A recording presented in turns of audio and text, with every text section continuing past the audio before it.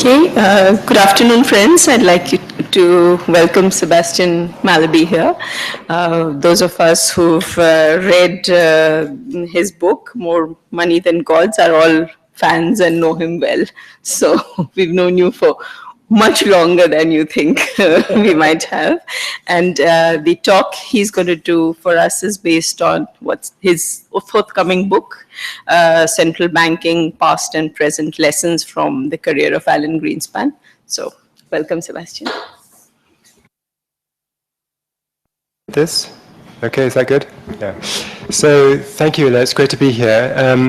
I thought I'd just say a little bit about how I came to write this next book. The hedge fund history covered the story of sort of the cutting edge of investing from the 60s until the financial crisis. And my new book is sort of a story of the same period in finance from the 60s to the crisis, but told through the eyes of the career of Alan Greenspan. I was attracted to this project of a biography of Alan Greenspan partly because of the way that his public life mapped onto the making of modern finance so perfectly. So what I mean is that Greenspan, although he was born in 1926, and so he was already 41 years old in 1967, entered public life at that moment in 1967 when he became an advisor to Richard Nixon.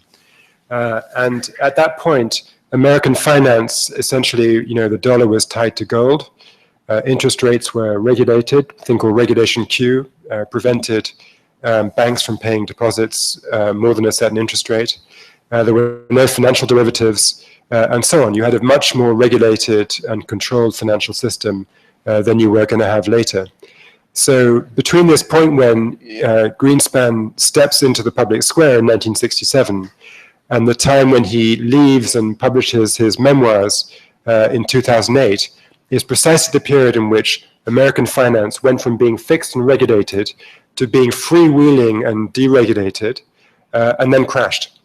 So my thought was, if you wanted to kind of get inside the cockpit of the aircraft as the pilot flies it across this landscape, a biography of Greenspan which kind of shows you his decision-making, his arguments, his intellectual evolution, would be a good way of explaining to people how the system evolved and how it eventually unraveled.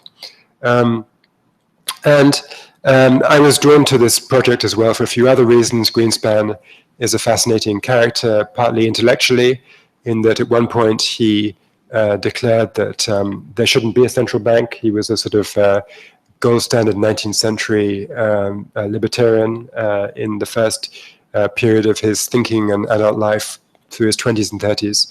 So you have the evolution of this person from being anti-fiat currency to being the embodiment of fiat currency globally. So that was something that was fascinating to kind of understand. And then also just on personal level, he was not against marriage. He did it twice, but he was single between the age of 25 and 71, which is an unusual formula for living one's life. I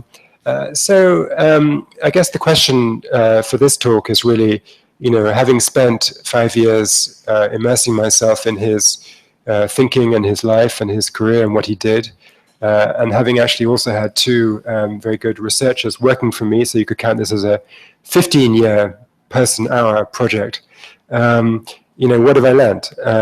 And I think the sort of headline, which I'll just state very quickly to begin with, is that the conventional wisdom on Greenspan's career is that, he delivered well on inflation.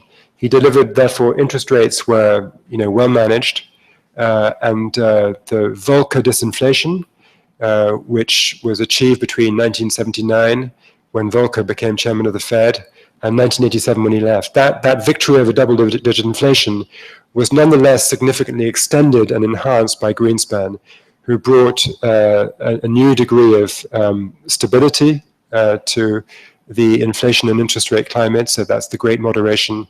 So both the kind of the volatility of the rate and also the level of the inflation rate came down and was sort of anchored under his leadership. So conventional wisdom number one would be that this is a fantastic achievement for which Greenspan deserved to be called the maestro. On the other hand, of course, after he left, the financial system blew up. And so he is therefore faulted on regulation.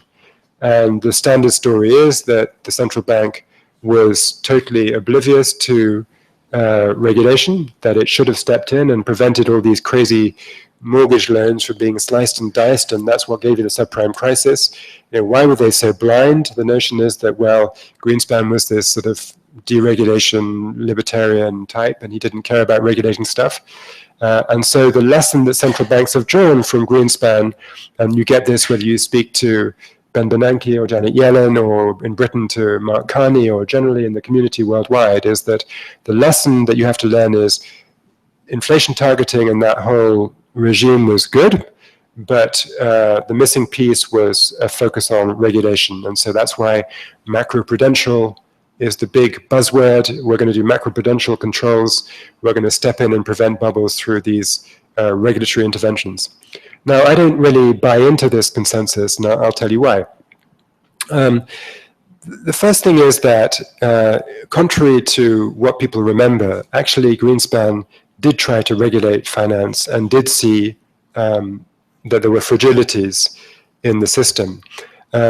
People don't seem to, this is somehow not in any of the accounts of the bubble, but the reality is that in 2001, the Fed did publish new restrictions on how you could lend mortgages. And the Fed staff estimated when they did this that fully 38% of new mortgages would be affected in their design by this new prudential regulation that was going to prevent crazy lending from going on.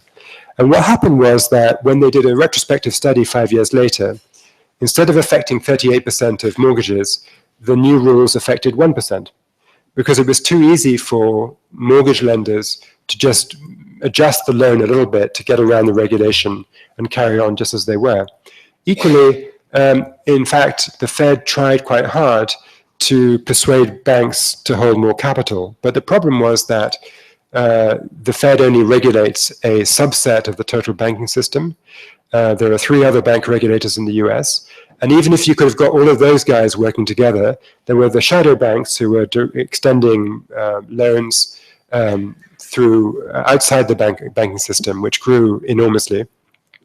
And these guys would have continued anyway. So there was an attempt to push more capital into the banking system, and this also failed. So mortgage regulation was tried and failed.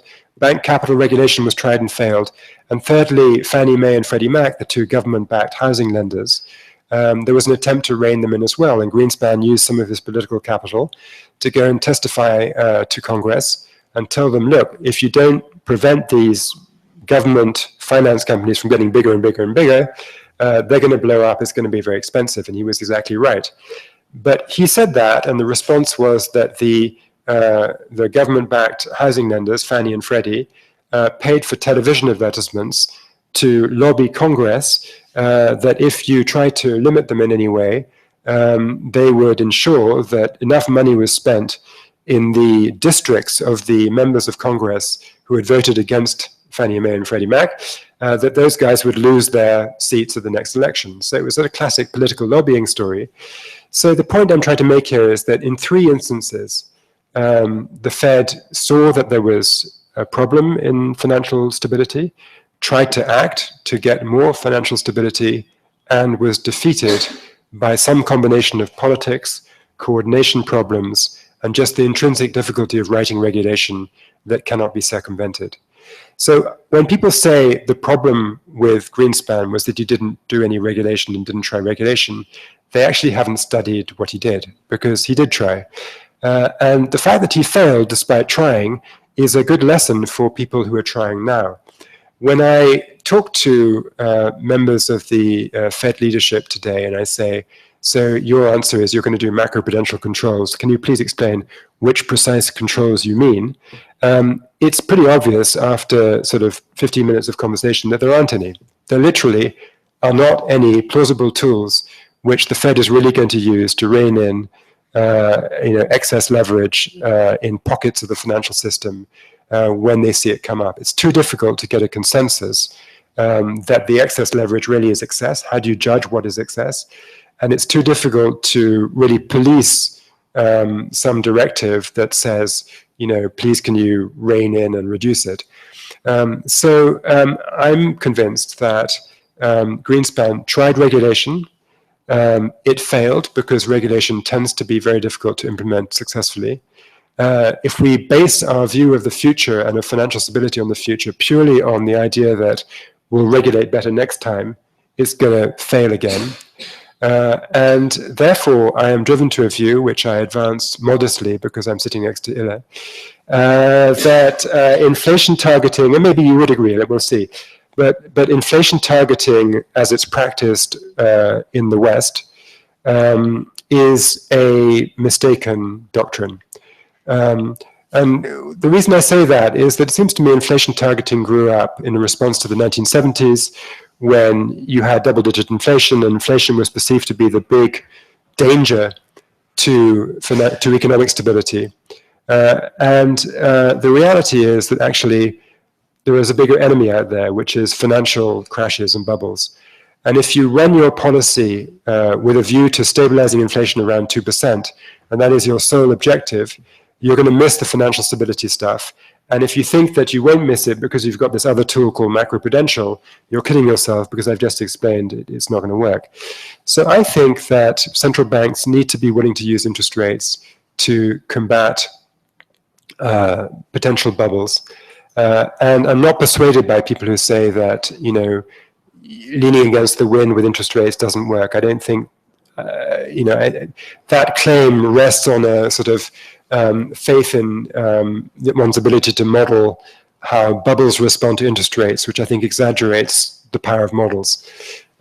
So I think that in two specific instances in Greenspan's tenure, he should have raised interest rates to fight potential bubbles. One was when the tech bubble was growing in early 1999. And he didn't do it because inflation was on target. They were around 2%. So why do anything different? Interest rates seemed to be right because inflation was about right. So they didn't use interest rates to fight the tech bubble. And then the same thing happened again around late 2004, early 2005, with respect to the real estate bubble. Again, inflation seemed fine, so the Fed didn't tighten. And that complacency allowed the real estate bubble to get massively out of hand.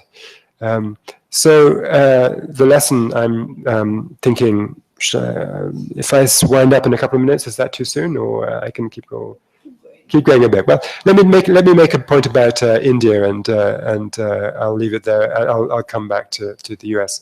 So I guess what I'm, not being an expert on India and being interested to hear from you guys about what you think, but it seems to me that what that implies for India is that if you're going to have an inflation target, the one that India has adopted is a heck of a lot better than the one which has been adopted in the past in other countries. 4% is better than 2% because the zero lower bound is very dangerous. You don't want to have to be in a position where you resort to quantitative easing unless you really have to. So if you target 2% and you undershoot, and inflation goes to around zero, you're then in a realm of unconventional policy responses, which you don't want to be in. So I think if the Fed had it to do all over again, they would have wisely chosen a 4% inflation target, not a 2% one. And India is right to make that the target. It's not just a developing country versus rich country kind of story. It is that 4% is probably better. Secondly, the target needs to be flexible. You have to have space within the target to respond to financial bubbles. And therefore, a 2% band around the target is a very good thing indeed. And the only concern would be is over time, if Indian policy kind of evolves in a direction where, although there's supposed to be a band, in effect 4% becomes a sort of rigid target, that might be a problem because it might lead the central bank to under-respond to financial bubbles when they begin to emerge. What I'm thinking of here in particular is the way that in the US, in actual fact, in the 90s, there was no formally announced target. The target was only announced after Bernanke became Fed chairman much later. And yet, in the culture, there was a sort of understanding that 2% was the target. And that was a private understanding which the FOMC, the Monetary Policy Committee, reached under Greenspan in 1996 in a way which I describe in some detail in my book. And so they knew that they were aiming for 2%, even though they didn't announce it publicly. And even though under the law in America, the central bank has a dual mandate to go both for control of inflation and control of employment. So the point I'm making here is that there was a lot of flexibility in the informal, unannounced 2% target under which Greenspan was operating, both when the tech bubble came and when the real estate bubble came, but he didn't use the flexibility. So you can have a regime like in India where you say 4% is the target with 2% either time. It doesn't mean you're going to use that flexibility, because it's tempting always to say, well, 4% is sort of the middle, that's where we should really aim. Anyway, how do we know this is a bubble? Because bubbles are always hard to identify. Maybe let's, so that would be my concern about the Indian target. I think it's good for now. I think it has to be watched, and I think the stability, the flexibility that's advertised must be used. And in future, if all of you here have influence on these things, please do criticize the central bank for being too rigid in hitting 4%. I think there's also perhaps a little bit of a lesson relevant to India in terms of the design of the Monetary Policy Committee. There's been a pendulum swing in America where under Greenspan, there was a committee, but it was very much dominated by the chairman. And so Greenspan was accused of being the imperial Fed chairman, and he would control the committee often in quite Machiavellian ways. One of the things which I enjoyed in my book is discovering how these sort of political powers, the dark arts of manipulation, were exercised behind the scenes by Greenspan, who would, do things like, despite the fact that there was a blackout period when you weren't supposed to speak to the press, he would sometimes speak to the press, about 5 days before a meeting, leak what he thought that, where he thought that interest rates should move. The press would then report this without quoting him, of course, but everybody understood that the press had good sources. The markets would move in response to the press. Then Greenspan would show up at the FOMC meeting and say, look, the markets expect us to cut by 25 basis points, so we better do it, otherwise the markets would be very upset. Of course, the markets were responding to his own leak. So anyway, Greenspan had lots of these techniques of, hugging people with two arms and saying it would be great if you joined the FOMC, and then telling his friends in the Senate to block the guy's nomination. And he was a very skilled political actor. And he dominated, therefore, the committee and ruled it with an iron fist. And when he left and Bernanke came in and it was a more collegial committee, those who believe in committees and think that 10 minds are better than one mind were very complimentary towards Bernanke, and this was supposed to be a great thing.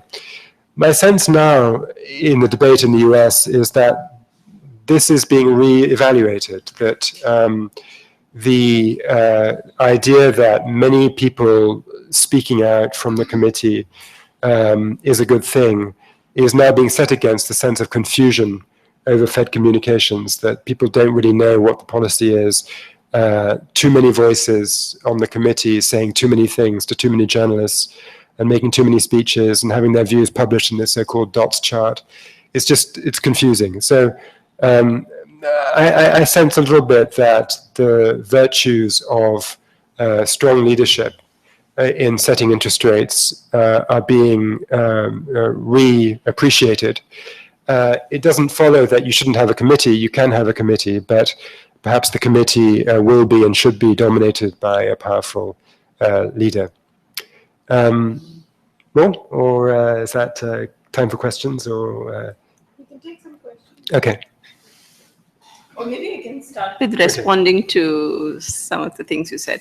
Now, the context in India is perhaps what you referred to as the context in the US, when inflation targeting was brought in, because we are coming from a double-digit regime of double-digit inflation, high inflationary expectations, high persistence of inflation.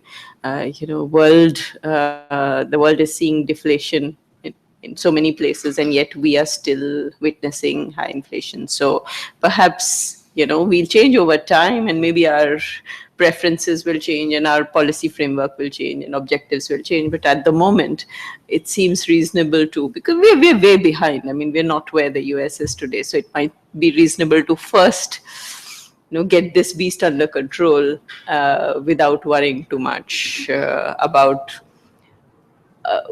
it getting into trouble, it being a difficult thing. So we just beginning there. The other thing I wanted to respond to was RBI is very proud of how it used variables like the loan to value ratio, for example, for curbing housing loans. So, we can talk about whether it was very effective or not, but and I'm not saying that there are enough tools for macro-prudential tools, or even that there is evidence that many of these tools are effective or not effective. I mean, that literature and the evidence is very, very limited at the moment.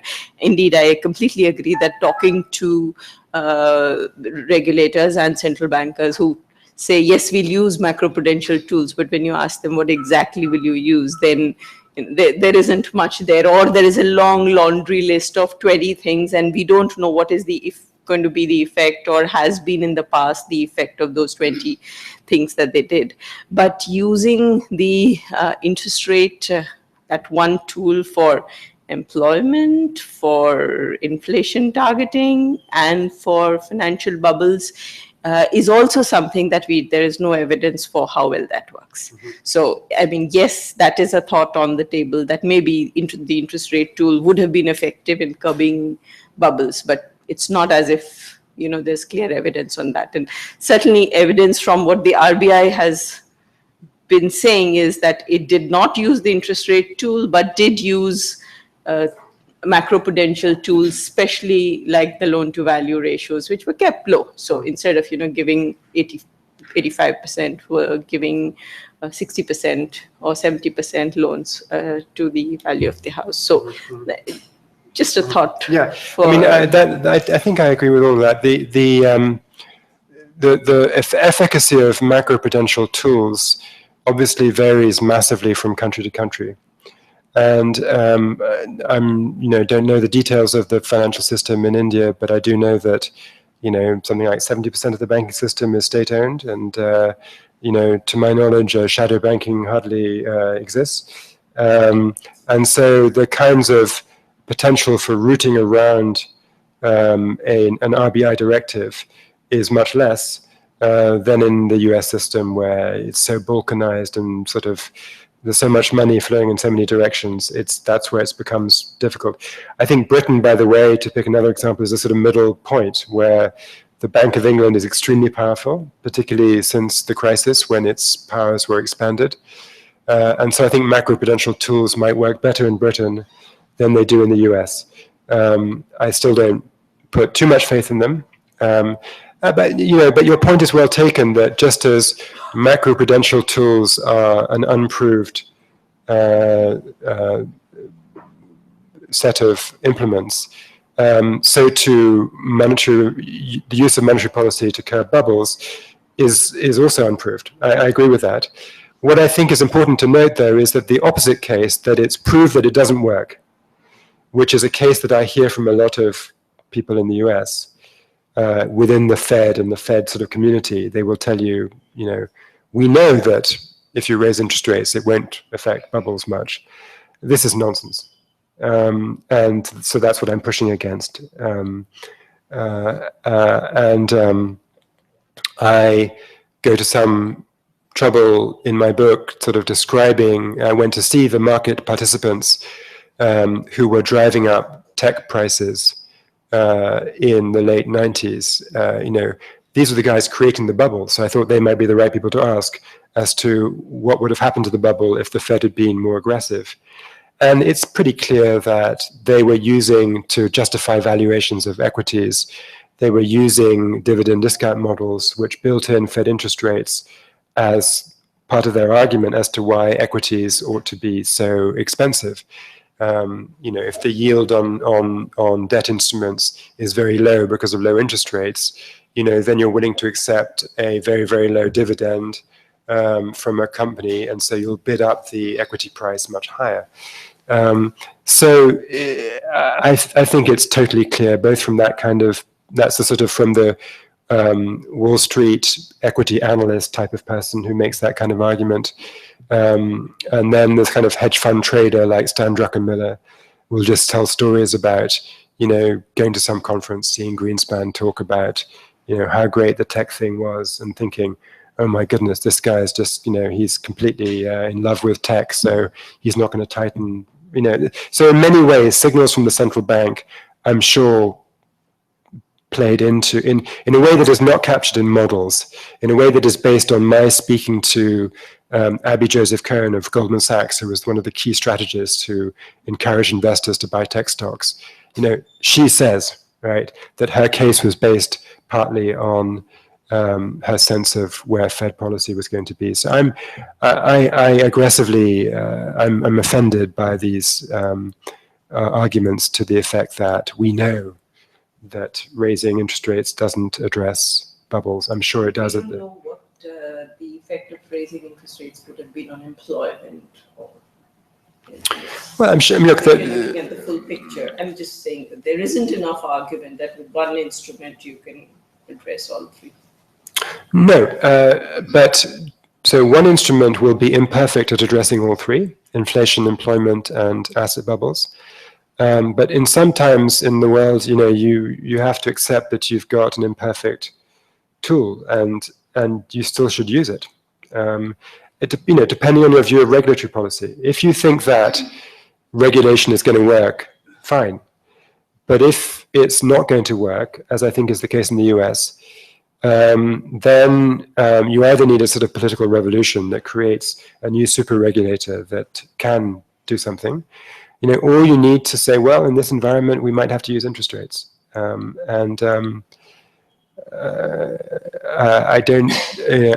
is a lesson that, which the US monetary establishment is still resistant to. But I think they are kidding themselves about the power of macroprudential tools. I mean, there are lots of, so there's an argument having to do with Sweden. Sweden may sound boring, but it teaches a lesson, actually. So the lesson from Sweden is that sometimes the Swedes were worried about overheating asset prices a couple of years ago, and they tightened interest rates in the way that I advocate. But then employment suffered a lot, and they were forced to reverse themselves. And so they ended up in a worse place. Now, this is cited as an example of the dangers of using interest rates to prick bubbles. And my answer is that that's true for Sweden, and it's true for that example, where if you're in a position where employment is already weak, and then you say, oh my goodness, there's a bubble, I better tighten interest rates, that's a bad move because you're not going to be able to sustain your action against the bubble, because this other objective of employment will pull you back to loosening. But my point about the Fed is that in 1999, early 1999, you had a situation where the real economy was at full employment. Growth was above trend. There was no Swedish type of thing, right? So in that environment, when asset prices are going completely crazy, that is the time when you should use the interest rate to fight the asset bubble, because you're not going to go into some big unemployment problem. So if you ask about, say, 2003, the early stages of the real estate bubble in America, then at that time, there was a deflation risk. Japan seemed like a real scare as an object lesson, and right after 9/11, at the end of 2001, the inflation expectations, as measured by the Michigan survey, had fallen to the lowest point in 30 years. So there was a real kind of scare in the US economy, which led to very low inflation, 2002, 2003. So in this period, loose monetary policy was appropriate because of deflation risk. The loose monetary policy ignited this real estate bubble. In the first stages of the bubble, it was appropriate to do nothing about it because you were still worried about deflation. And so that is true, I think, from 2002 to the end of 2003. But then at a certain point, the deflation risk is gone. And through 2004, 2005, they're still not willing to tighten aggressively. They do the measured pace, gradual hiking. And I think that's where the mistake is. When you are at full employment and growth is above trend, but asset prices are going crazy, that's when you should use. John Taylor argues that even that if you followed the Taylor rule, then also, and that is no financial stability in the picture, no bubble in the picture, then also Greenspan should have raised interest rates, which is, which implies that you don't need to worry about the bubble, but even the old rule would have given you higher interest rates. Yeah, I don't think John is persuasive. I mean, I think in a way, unfortunately, his intervention in this debate has made it easier for the sort of rigid inflation targeters to get away with their position. What I mean is that, John Taylor made the argument you've just outlined, and he said that, if you followed my Taylor rule, then you would have tightened. So, and the thing is that, Ben Bernanke then looked at this and made a completely persuasive argument that, there are different ways of estimating the Taylor rule. They all involve estimating the output gap, which is not observable directly. If you put in different lags from the ones that John used, you would have come up with a totally different prescription. As you know, the Taylor rule was initially proposed as a description of past policy, not a prescription of how policy should be in the future. And I think, frankly, John, who I know a bit, is kind of trying to turn his good description into a famous prescription, and doesn't work. And because of this, what happens is that he comes into the debate and says, you would have tightened if you followed my rule. Other people very easily knock that down and say, nonsense, your rule isn't that specific. And then while we're having this argument, we lose sight of the other argument for tightening, which is not the John Taylor argument. It's the Macroprudential argument, the bubble argument.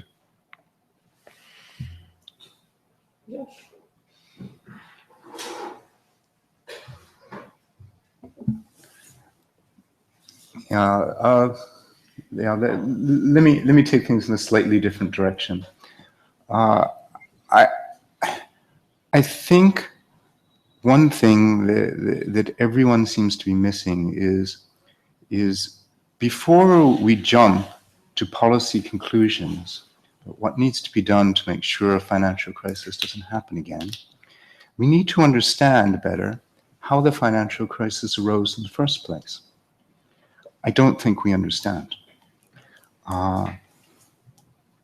Greenspan's argument, as you know well, but the others may not, about subprime was not that all these loans were actually good loans, and it was that, yes, this was a problem, and these were probably bad loans, and they were going to probably lead to a lot of defaults. But the subprime market was a very, very small part of the US financial system and did not pose any financial stability threat. That's what he argued even on the eve of the crisis. And the reason he argued this, and the reason his argument was accepted, was that no one could see a mechanism by which a problem, even a large problem in a small part of the financial system, could bring down the entire system. We still do not understand how that happened. If you look at any analysis of the financial crisis, they all wave their hands at this point. They say, well, there was a complete mess in the financial system, but we don't even have basic data on, for example, how large the losses were on CDOs.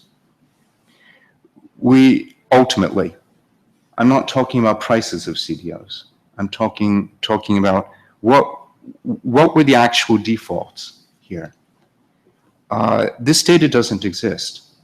It's proprietary, and therefore there have been no papers, to my knowledge, that actually trace the mechanism.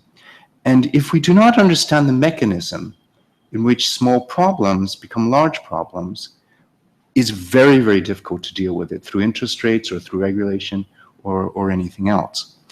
And I think that really needs to be the focus because once we understand the mechanisms, then we will have some hope of coming up with policies that might prevent this problem from happening.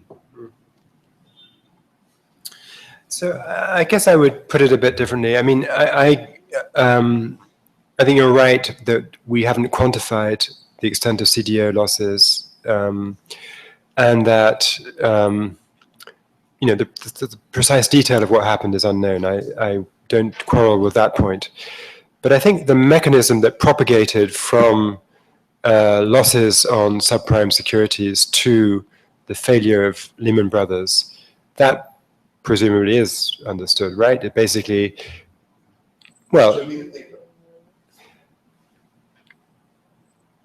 I mean, I don't have a paper. I mean, Robert Gorton. So the run on the not Robert Gordon, but Gary Gorton from Yale. Gary, or was it? Gary Gordon. Let's be careful when you're citing. Gary Gorton claims there was no real problem. There was no. He claims this was all a financial panic. That actually there were no intrinsic losses, and his conclusion is that if the panic had been managed better, then we would not have had this problem. Now I'm not saying he's wrong, but that's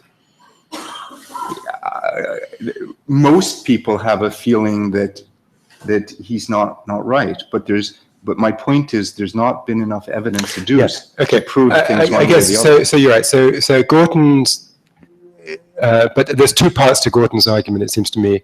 One is whether or not the real losses suffered by holders of CDOs were such as to render Lehman insolvent.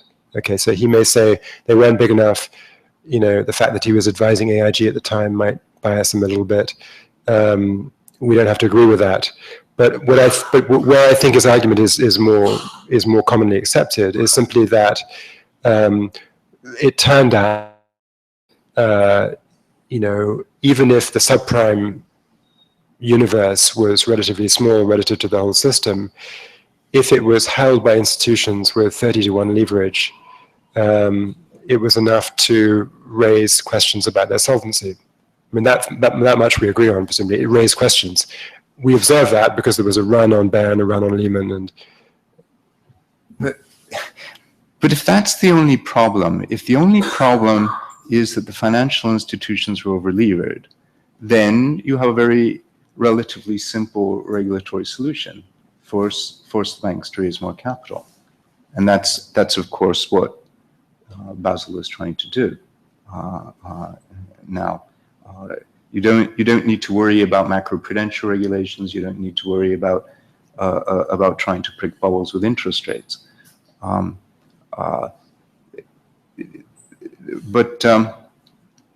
then you can have rules which they do have now about shifting things off balance sheet and forcing financial institutions to consolidate. But even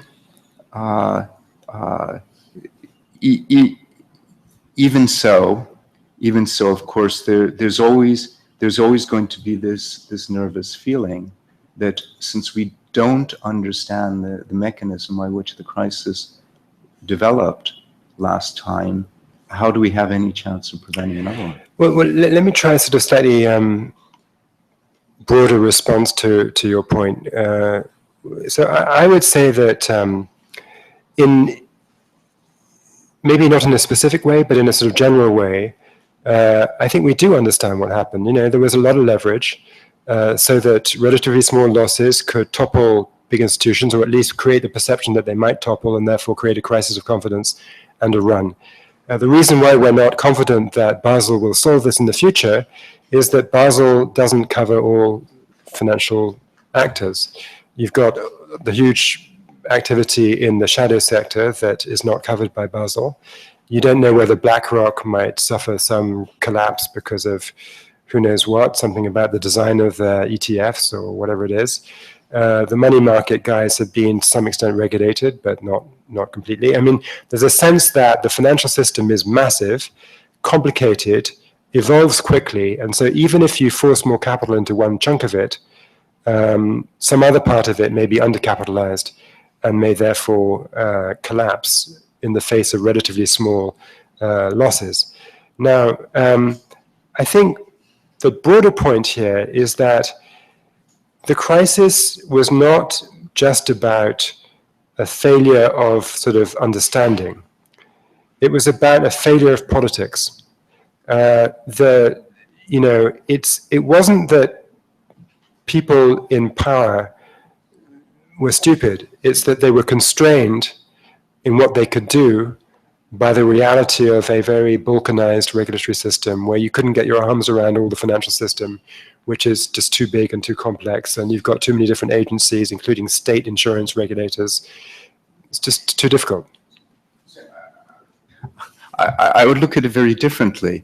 I think that if they had understood the seriousness of the threat, then the lobbying would not have worked, and the balkanization would not have been a problem.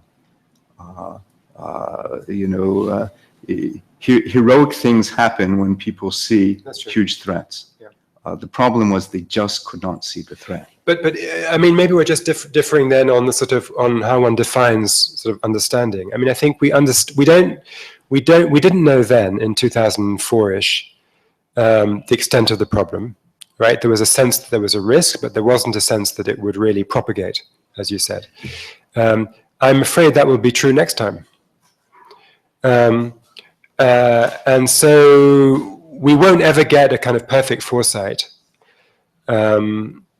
not because some data is proprietary, but because it's in the nature of finance that you can't tell what's going to happen next. I mean, finance is already embodying in prices future expectations of what's going to happen. And by definition, to be sure that that's wrong is not humanly likely.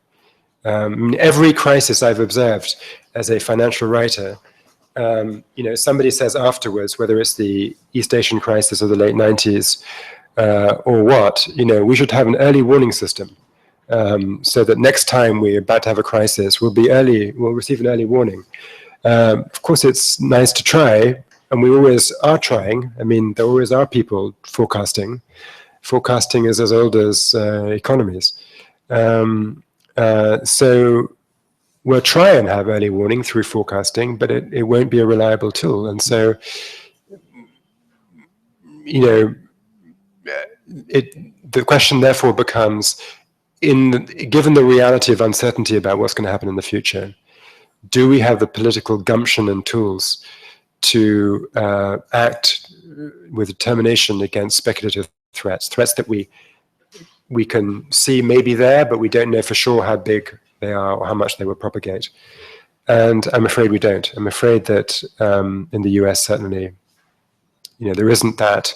There isn't the institutional framework that would allow you to act with any determination against a risk of another crisis. Now, there is, and the difference between interest rates and regulation is that interest rates are controlled by one committee dominated by one person. And so that is a tool you can actually use. Whereas regulation is a messy, spread out coordination challenge, and you just can't, beyond a certain point anyway. I think the forecasting issue is a red herring, because to design any regulation, to take any interest rate action, you must first perceive a risk. So you must forecast a threat. Right. So the issue really is: do you understand enough about the system and the way problems can materialize into large threats, that you would be willing to take any action, whatever that action is. And so that's the prerequisite for designing any policy strategy. If you so let's just assume somehow that one can identify the risk. If we do have the understanding of the system, then we can discuss what the best ways to counter that risk are, and it may vary according to the nature of the risk and the way that risk is propagated. But it would always be probabilistic, right? You won't know for certain what sort of risk you're facing. You'll have a probabilistic guess. That's the nature of the world.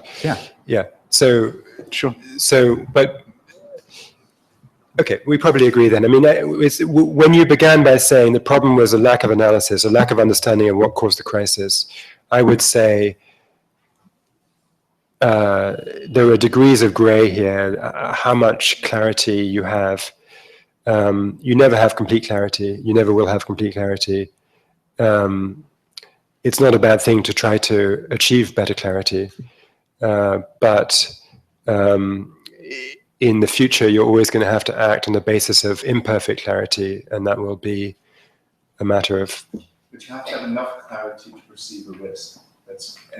And yeah. The issue is, you see, there are always small problems in the financial system. Right. There are always small pockets, and the issue is, do you take action against them or not? And the answer to that is, well, it depends whether you think they can develop into big risks. Yes. And that's the mechanism that we're missing, and it's crucial. It's a crucial mechanism. Otherwise, you're never going to act against anything. I mean, perhaps one thing I'm bringing to the table here is the observation that there was a risk that was perceived to be very, very big, Fannie and Freddie, and there was an attempt to act against it, and the White House wanted to do it, and the Fed wanted to do it, and they lost for political reasons. So that was a case where there was a perception. The perception was that it was big, and they failed.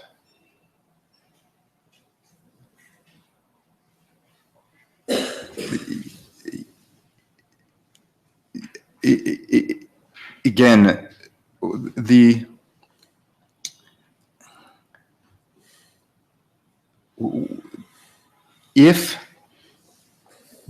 reason why Fannie and Freddie got away with this is because people accepted the argument that they're getting very large, and if they fail, there's a huge burden on the taxpayer. That argument was understood. The issue was, what was the risk that they would fail? And people perceive that risk as extremely low, as they do today. We're going through exactly this same thing. Fannie and Freddie are even more dominant in the American mortgage system, and nobody's even trying to reform them and cut them down to size, because there's a feeling, well, there's no more subprime loans, so there's no risk here, right? I mean, you know, again, are we making a mistake or not? The other aspect of this is that, you know, there's, I mean, talking about Gary Gorton, there's a paper by Gorton and Metric, which you may know, which sort of makes this sort of grand call. So the call is as follows. In the Great Depression in the 1930s, the US government found itself trying to manage the economy without actually having any measures of what the heck the total output was or anything else. So this led to this push to create national statistics, and the national accounts produced, you know, proper GDP measures by around mid-40s, 46 I think was when the GDP measure was initiated. So the point was that a big crisis in the economy stimulated a data collection push, which delivered proper metrics on the US economy and enabled you then to manage the real economy better than you had before. So now you have the financial crisis comes along, and this paper calls for a similar response, that you need to create proper measures. So you have proper analysis of where financial risk is building up, and just as the national income accounts in the US enable better macro management, now you'd have better financial sector management, because you would have aggregate measures of leverage and risk and so forth across the system. It's a nice vision, but I've never actually met anybody with expertise in the financial sector that believes it's achievable. I mean, producing aggregate measures of sort of crowded trades and leverage and other things that could go wrong, when these things change all the time and they're contributed, that the crowding in trades is created by actors who may be based offshore in totally different regulatory regimes, etc. It's difficult. And it's not to say one shouldn't try. And in fact, as you know, the US government now has a new body attached to the Treasury, precisely trying to get better analysis, to do better, but it's hard. And so I'm led back to this point that we will always be slightly feeling our way in the dark, unfortunately. And so it'll become we should strive for more light. But in the end, it'll be a political question. Let me completely agree with that, but let me turn it right back on you. Okay. You see, I'm not trying to argue that with a little bit more work we can measure the risks absolutely precisely. Obviously, you're completely correct, right? What I want to say is that for your policy to have any chance of actually being implemented in this world, we're going to have to try to move in that direction, because imagine if the economy is humming along at full employment, there's no inflation threat, and then suddenly the RBI or some other central bank it raises interest rates, and they say, oh, because we perceive this financial sector threat. Oh, what's your evidence for this threat? What's your evidence that this is going to be a serious problem in the economy?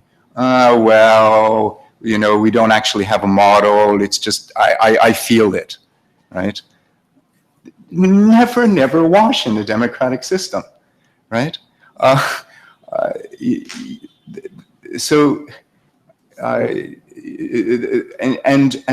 And you're absolutely right. This is an intrinsic problem with all sorts of regulation, with your interest rate policy, that whenever anyone wants to take action, on the other side, they say, where is the risk? This is what I just said about Fannie and Freddie Mae. The other side says, where's the risk? And you cannot prove your case.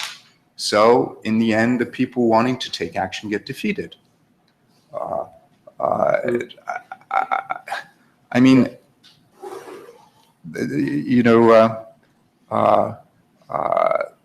I can give you, I can give you concrete examples in my own experience, where in the middle of in September 1997, we're desperately trying to take action to contain systemic risk in Indonesia, and we couldn't, because we couldn't prove that banks were in trouble. In September 1997, couldn't prove it. Well, and in a democratic system, you can't take action against a bank unless you prove that there's a problem. It's a huge issue.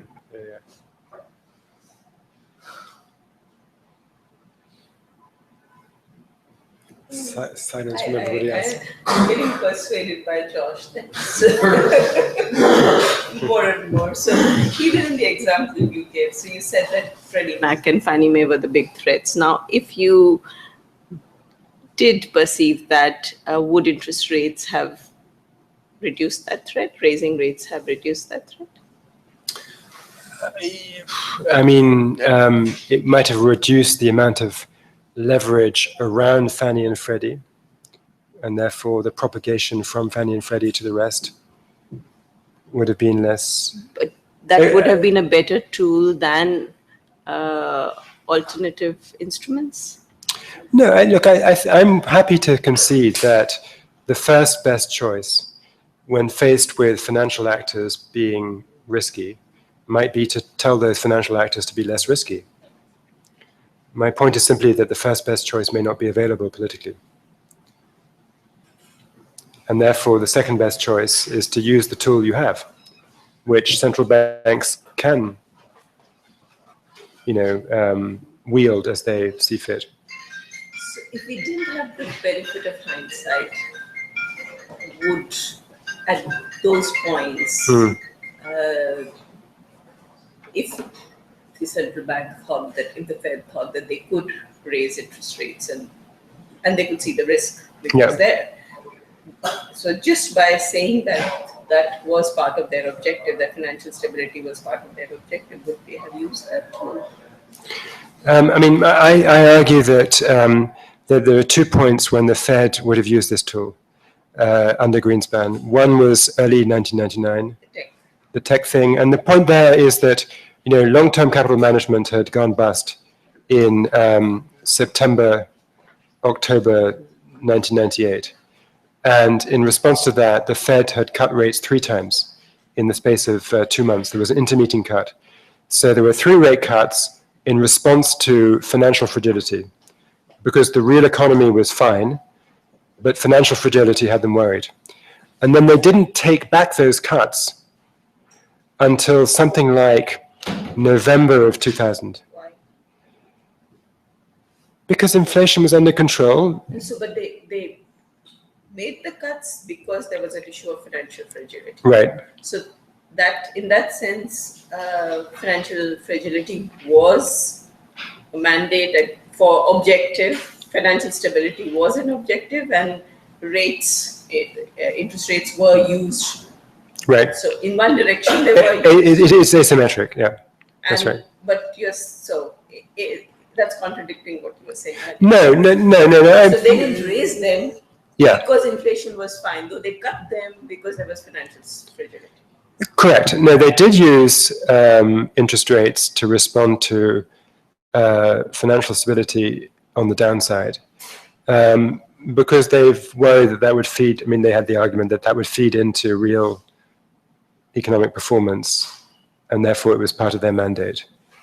Although they didn't really even have to argue that formally, because it wasn't a formal mandate, so yeah.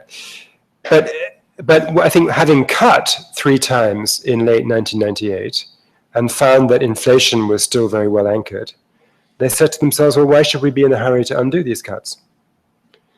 And that was a mistake. So they didn't see the risks. It's not that they saw the risks, but did not do anything because financial stability was not part of the mandate. Well, they could see that the tech bubble was crazy. So they could see that there was froth in financial markets. And there was a risk.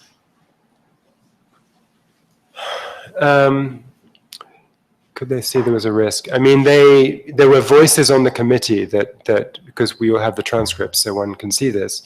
There were people who were constantly raising the issue of a bubble inflating in equities, but they were a minority, and most people thought, who cares?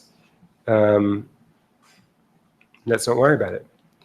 And I think the same is true in 2004-5. There was this sense that inflation is well anchored. So why the fact that real estate is going crazy? Never mind. It's not that's not our job. It's not. It was discussed. They talked about house prices. Some people thought that the house price level was justified by demography or other things. So they weren't always sure, but the consensus by 2005 was that it was getting out of line. But they didn't do anything because they were focused on inflation. So what would be the list of things that they would look at if they wanted to. There's no specific list, right, of things that they would look at if they want to ensure financial stability and use interest rates as the instrument. They could be looking at the past, the things that led to problems in the past. And usually, if we solve past problems, and the next one is always a surprise. Right. So how do we can never be sure that, okay, we can look at, there's no single measure. With inflation, there's one easy measure, that's inflation. Right. With financial stability, what is the measure of financial stability which we can look at and then discuss and argue in the FOMC? I think different measures of both asset price levels and then the leverage associated with those prices. So if it's real estate, which tends to be highly levered, that's much more worrying than equities, which tend to be much less levered. So I think it's it's a judgment about whether excess price levels are taking root in a sector where the holders of those excessively priced instruments are levered. And it is a judgment, but on the other hand, as you know, inflation may be sort of observable with 1 month lag, but you're targeting inflation 9 months out, or whatever you think your lag is in your policy. And that's a judgment too. So probably asset prices and stability are a harder judgment, I'll concede that. But just because something is difficult doesn't mean you shouldn't do it. Other questions?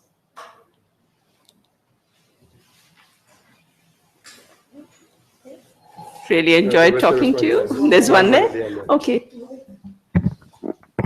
So I just want to ask, in the Indian context, where you have a somewhat managed exchange rate, and thus a bit of monetary, a loss of monetary independence. Do you think monetary policy independence? Do you think using monetary policy as a tool to address your inflation target, as well as your exchange rate anchoring, and in addition to that, the financial stability objective? Don't you think that is That's a good question. I mean, you're probably right that if you are already having to keep an eye on the exchange rate, in addition, it further strengthens the argument against burdening interest rates with yet another objective. So I guess I concede that.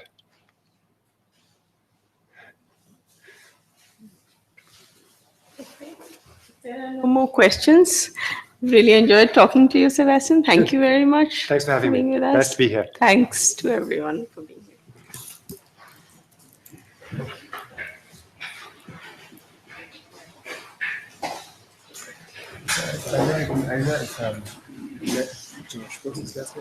Josh Feldman, who is at the IMF, and he's spending a year there where we are setting up a Financial Stability and Development Council data system. So we have a Financial Stability and Development Council, which is really a council of all the regulators coming together, which is supposed to look at financial stability issues. Within that, we're trying to set up a financial data management center, which would have data from different regulators so that we are able to look at a picture of what's going on. And Josh is part of the team that is doing that in the CMDI. So, I mean, this is so complex. We don't even know what to look at, honestly. When we start, it's just house price. We have house price indices, for example, but they don't seem. We don't feel they are adequate. We look at regulatory data. Hi. I got the end of your show. On YouTube somewhere.